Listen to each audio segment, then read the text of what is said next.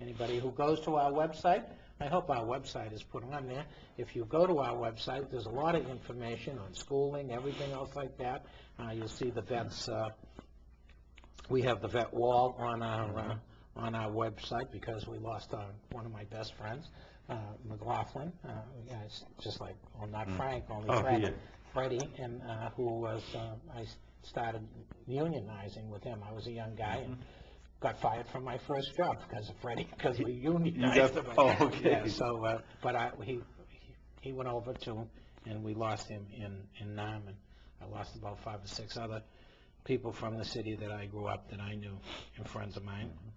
But, which gets me right into Veterans Day. This is an article I want to read because I want to read a lot of stuff on here, if I have time. Yes, I do. The New London Priest hopes to give voice to Guantanamo prisoners.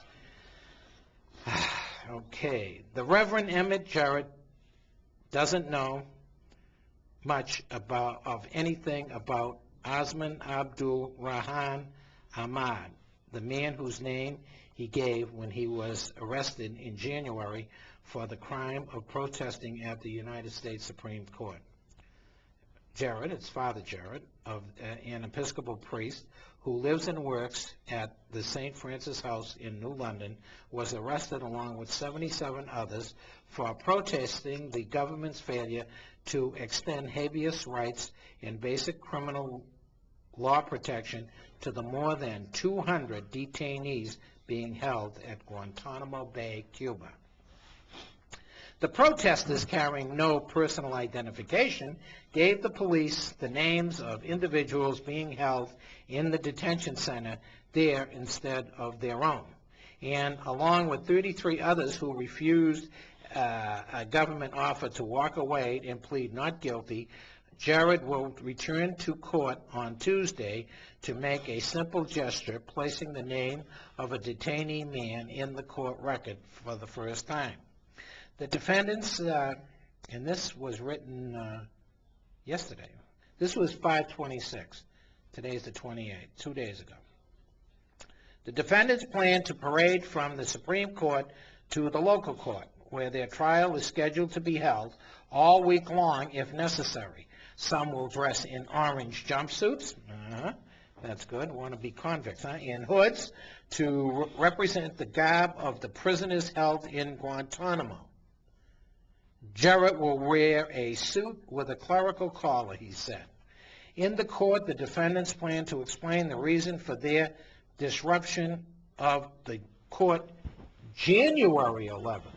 Oh, they decided January 11th. Isn't that interesting? Gee whiz. Anybody remember 9/11? 9/11? I don't know how many friends you had. My cousin's office was in that building. His friends went down. My cousin's office was in one of those buildings. A friend of ours was supposed to work that day and didn't go to work that day, but lost friends too. The government will say, well, January 11th. I don't want to get off here. So they're going to explain why they disrupted the court on January 11th, the 6th anniversary of the day the U.S. detainees were first incarcerated at the base. Gee whiz. In what critics say has been an unconstitutional deprivation of their rights to hear the charges against them and be tried in open court. Charges against them. They're soldiers fighting. People mustn't know who these people are. Huh? Where have you been? The government will say none of that matters, Jarrett said. We'll say, well, it does matter, and that we were not there out of disrespect for the law and the court. Okay. What we are doing, Jarrett said, is breaking a small law, to call attention to breaking a much greater law. Before I go on further, don't mistake this, and Father Emmett may mistake this. I care a lot about Father Emmett. I love Father Emmett. I disagree with Father Emmett. Unbelievable. It hurts me what's going on here. It hurts me that peace people don't get it. It hurts.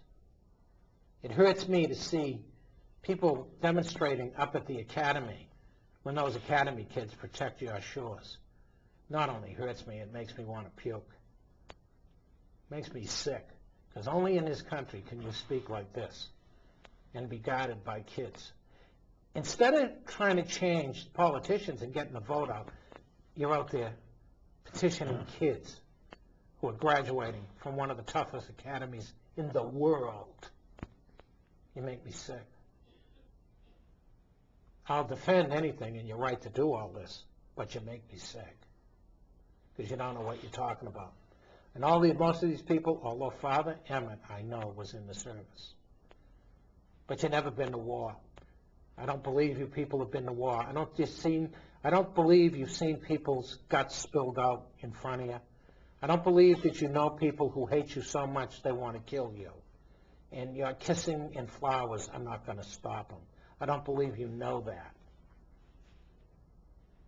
You need to read the book When the Prisoners Ran Walpole, My War. Most violent prison in the country. It went from the most violent prison in the country to one of the most peaceful. The war got stopped. Prisoners stopped the war. How did they stop the war, Father? Because of power and strength got together and said, don't do this no more, or you'll get hurt. I do not know anything, any place in the world where a strong army isn't the answer to peace. In this place. No place in the world. I wish Father Emmett and those people like him were right, but they're wrong. These people want to kill us. They want us to believe their way. These are not friendly people. Those people that are locked up down there, I hate to tell you, are soldiers fighting against what we are doing. They want to kill us. They hate us. And now, most people don't even know what's going on over here. That's the scary thing about what's happening in this country. Most people have no idea what's going on in other parts of the world. Okay? We got fat and sloppy. We're losing fat and sloppy. The biggest thing here is Britney Spears basketball that we're losing to other countries and all this. This country's becoming a joke, a laughing stock everywhere. Do you know who one of the biggest heroes is in China? No. Bill Gates. And the guy who founded Yahoo in Asia. They respect brains. We respect basketball players, singers. This place is a joke. Our intention and our hope is to use the platform of the courtroom to continue to bring the stories and the identities of the men at Guantanamo before the U.S. court, which is where they belong, said Frida Berrigan, Father Berrigan's wife or sister, I don't know which.